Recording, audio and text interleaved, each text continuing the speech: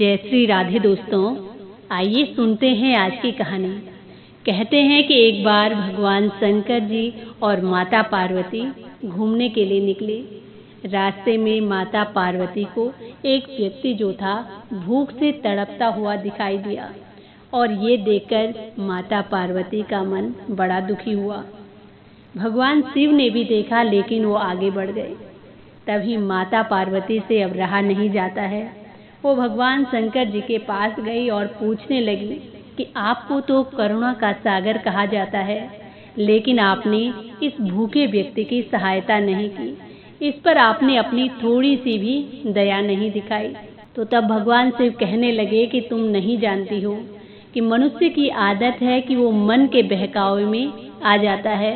इस आदमी की सहायता के लिए मैंने कई बार इसकी परीक्षा ली, लेकिन हर बार ये अपनी परीक्षा में विफल हुआ। कभी मन के तो कभी अपने कर्मों के कारण ये पीछे रह जाता है। अब पार्वती जी को विश्वास नहीं हुआ और उन्होंने अब भगवान शिव से एक बार और उसकी सहायता करने की प्रार्थना की। और तब भगवान शिव ने उसकी एक बार फिर परीक्षा ली।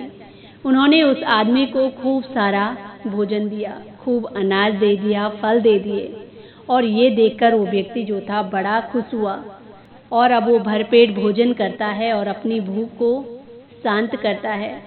तभी थोड़ी देर बाद भगवान शिव वहाँ पर वेश बदलकर एक भूखे व्यक्ति के रूप में आते हैं, लेकिन अब उसको देखकर वो व्यक्ति अपना मुंह मोड़ने लगा और कहने लगा कि मेरे पास तुम्हारे लिए कुछ भी नहीं है। देखते ही देखते उसका सारा अनाज जो था गायब हो जाता है। उसके पास अब कुछ नहीं था और ये देखकर अब वो व्यक्ति बड़ा दुखी हुआ। तो अब भगवान शिव माता पार्वती से कहने लगे कि जिसे पता हो कि भूख क्या होती है, वो दूसरे असहायों की भी सहायता करता है। किसी को वो भूखा नहीं देख सकता। दूसरों के प्रति करुणा तो इंसान का परम धर्म है। जो व्यक्ति ऐसा नहीं करते हैं वो इंसानी धर्म नहीं निभाते। तुम्हारे कहने से मैंने इसकी सहायता की, लेकिन ये फिर से अपनी परीक्षा में फेल हो गया।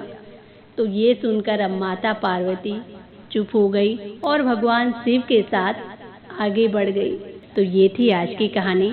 कहानी पसंद आए तो प्लीज़ चैनल को लाइक, शेयर एंड सब्सक्राइब जरूर करें। इसी के साथ जय श्री राधे, जय श्री कृष्णा।